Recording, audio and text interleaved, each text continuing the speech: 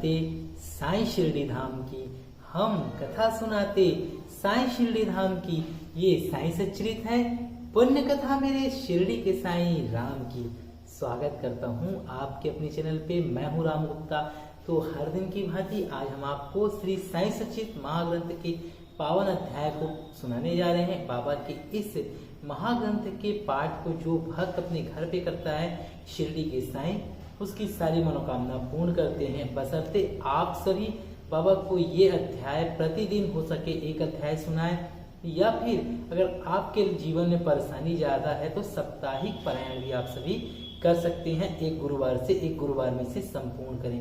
और बाबा के दर पे साईं की द्वारिका माई में हम ये महाग्रंथ का पाठ बाबा के परम प्रिय मानस शिष्य श्री कैलाश चंद्र गुप्ता जी के आदेशानुसार साईं की द्वारिका माई में बाबा को सुना रहे हैं, ताकि साईं सब भक्तों पे कृपा करे और उनके कष्टों को दूर करे। तो चलिए प्रारंभ करते हैं। प्रारंभ करने से पहले एक आग्रह बस करना चाहूंगा कि इस महाग्रंथ के अध्याय को आप सभी पूरा सुने, बीच में बिल्कुल भी ना छोड़े। तो चूंकि ये बाबा के महाग्रंथ का अध्याय है, बाबा का जीवन चरित्र है, और हो सके तो ज्वाइन बटन को क्लिक करके, सब्सक्राइब बटन को क्लिक करके आप पर्सनल मेंबर्स बनिए और बेल आइकन घंटा बटन को दबाकर साईं की द्वारिका माई में प्रवेश करें। तो चलिए प्रारंभ करते हैं साईं सच्चित महाग्रंथ की ये पावन अध्याय को।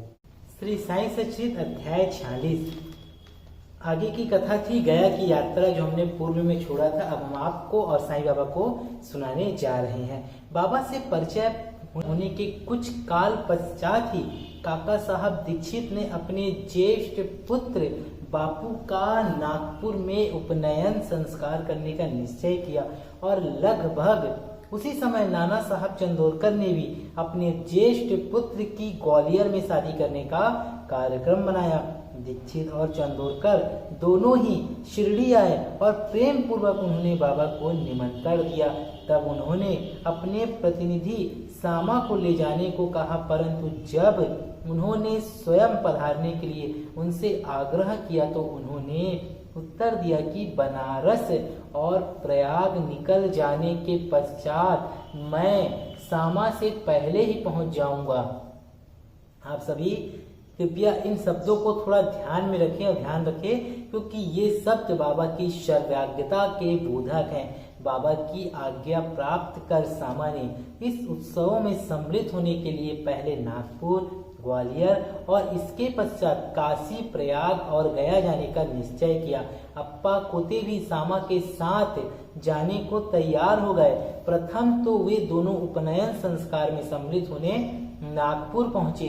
वहां काका साहब दीक्षित ने सामा को 200 रुपए खर्च के निमित्त दिए। वहां से वे लोग विवाह में सम्मिलित होने ग्वालियर गए, और वहां नाना साहब चंदोरकर ने 100 रुपए और उनके संबंधी श्री जठार ने भी 100 रुपए सामा को भेंट किए। फिर सामा काशी पहुंचे, जहां जठार ने लक्ष्मी नारायण जी के भव्य मंदिर में उनका उत्तम स्वागत किया। अयोध्या में जठार के व्यवस्थापक ने भी सामा का अच्छा स्वागत किया। सामा और पोते अयोध्या में 21 दिन तक तथा काशी में 2 मास ठहरकर फिर गया को रवाना हो गए। गया में प्लेग फैलने का समाचार रेलगाड़ी में सुनकर इन लोगों को थोड़ी चिंता सी होने लगी। फिर भी रात्रि को वे गया स्टेशन पर उतरे और एक धर्मशाला में जाकर ठहरे।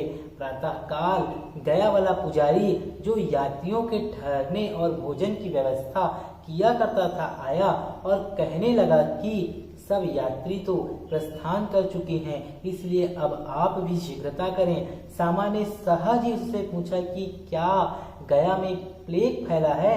तब पुजारी ने कहा कि नहीं, आप निर्विघ्न मेरे यहाँ पधार कर वस्तु स्थिति का स्वयं अवलोकन कर ले।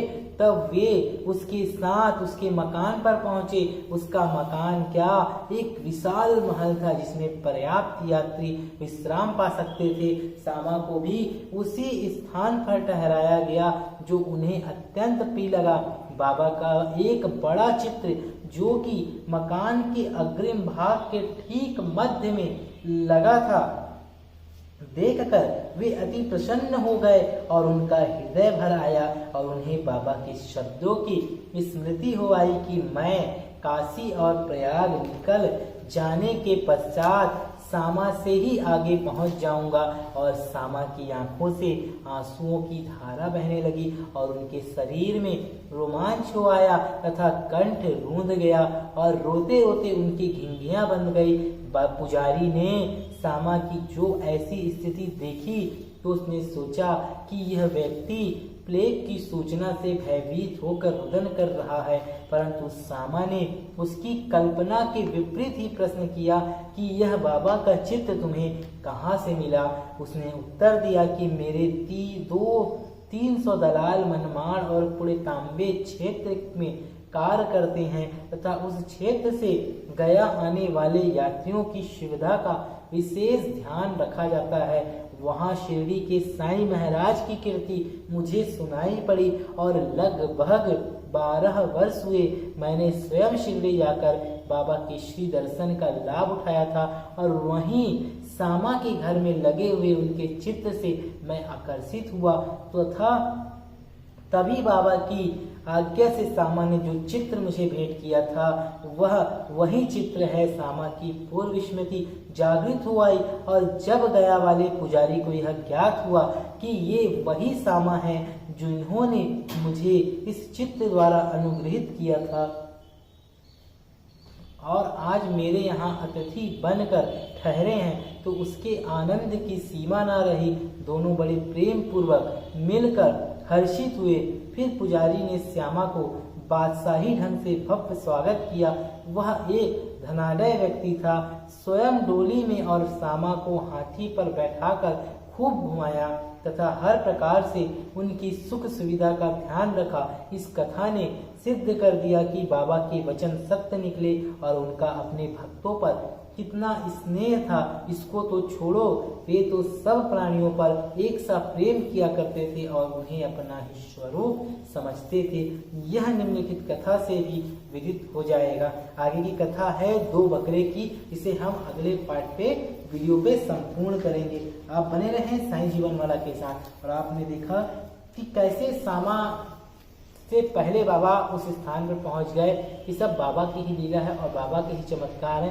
अगर आप साईं को मानते हैं तो बाबा पर श्रद्धा कीजिए, विश्वास कीजिए, बाबा आपके हर तकलीफ से आपको निकालेंगे। बस आप परेशानी को पकड़ के जीवन भर रोए ना, क्योंकि अगर आप परेशानी को पकड़ के रोएंगे तो आप कभी भी खुश नहीं रह सकते। क्योंकि परेशानी जो है, आप ये सोचिए ना, भगवान ने आपको 2 हाथ 2 पैर दिए, आपको चलने लायक दिया, पेरेंट्स दिए, परिवार दिया, उसके बाद भी आपको कमी है, मतलब ये नहीं है वो नहीं है, तो आप उनके बारे में सोचिए जिनके पास ये सब नहीं है। अगर आप इसे सोचेंगे तभी आप अपने जीवन का महत्व, अपनी लाइफ का महत्व समझ सकेंगे और बाबा के आदर्शों का पालन कर सकेंगे और बाबा के बताए मार्ग में चले, सब काम बन जाएगा।